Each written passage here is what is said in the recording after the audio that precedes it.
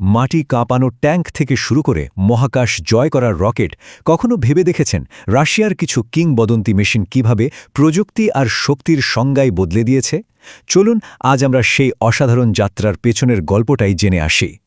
দেখুন, একটা ট্যাঙ্ক, একটা মিসাইল লঞ্চার আর একটা রকেট, এই তিনটের মধ্যে মিল কোথায়? আসলে এদের প্রত্যেকটাই এক একটা কিংবদন্তি। কিন্তু এমন কি আছে এদের মধ্যে যা এদেরকে এই পর্যায়ে নিয়ে গেছে? চলুন এই উত্তরটাই খোঁজা যাক। চলুন আমাদের এই যাত্রার শুরুটা করি ইতিহাস দিয়ে। আমাদের প্রথম টাইটান হল T-35 ট্যাঙ্ক। দ্বিতীয় বিশ্বযুদ্ধের আগে তৈরি হওয়া এমন এক দানব যা শুধু আকারের জন্যই না, এর ভয়ঙ্কর চেহারার জন্যও বিখ্যাত ছিল। একে কিন্তু শুধু একটা ট্যাঙ্ক বললে ভুল হবে। এর আসল নাম ছিল চলন্ত দুর্গ। এক কথায় এর বিশাল ক্ষমতা আর বিধ্বংসী রূপের পারফেক্ট বর্ণনা। কিন্তু কেন একে চলন্ত দুর্গ বলা হতো বলুন তো?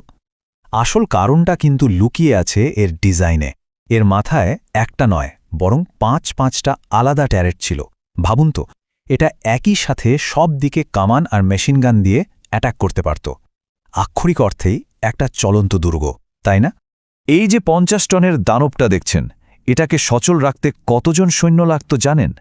একজন বা দুজন না, পুরো 11 জনের একটা টিম। শুধু একটা ট্যাঙ্ক চালানোর জন্য 11 জন সৈন্য। এ থেকে এর বিশালত্বটা আন্দাজ করা যায়। কিন্তু এত শক্তির পেছনেই কিন্তু লুকিয়েছিল এর সবচেয়ে বড় দুর্বলতা। এর সর্বোচ্চ গতি ছিল ঘণ্টায় মাত্র 30 কিলোমিটার। ফলে যা হবার তাই হল। যুদ্ধের ময়দানে এই চলন্ত দুর্গ শত্রুদের জন্য একটা সহজ টার্গেট হয়ে দাঁড়াত। আর এটাই কিন্তু শেষ পর্যন্ত এর পতনের কারণ হয়ে দাঁড়ায়।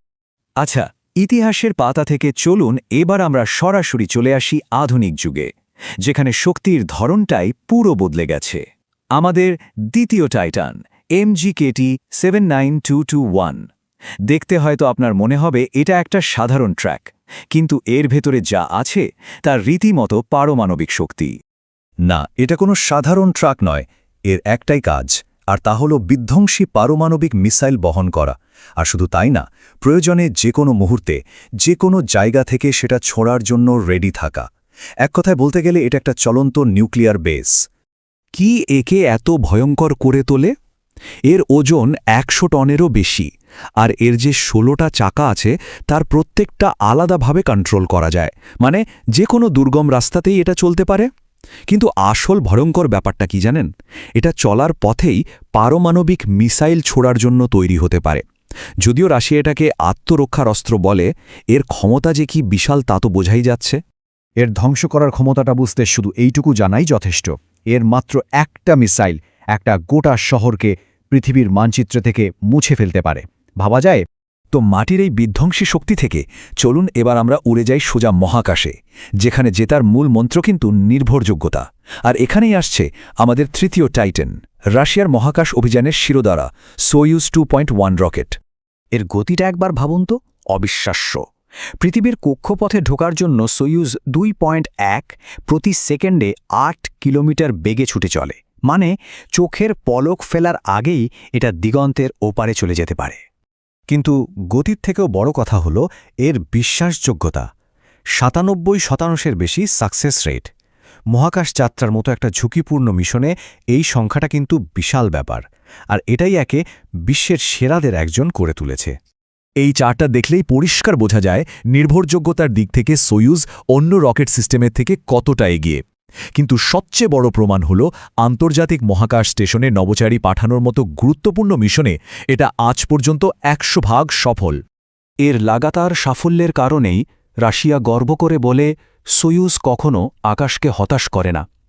এই একটা কথাই যেন এর কয়েক দশকের নির্ভরযোগ্যতার সার্টিফিকেট। তো একটা ঐতিহাসিক ট্যাঙ্ক, তারপর একটা পারমাণবিক মিসাইল লঞ্চার, আর শেষে একটা মহাকাশ রকেট।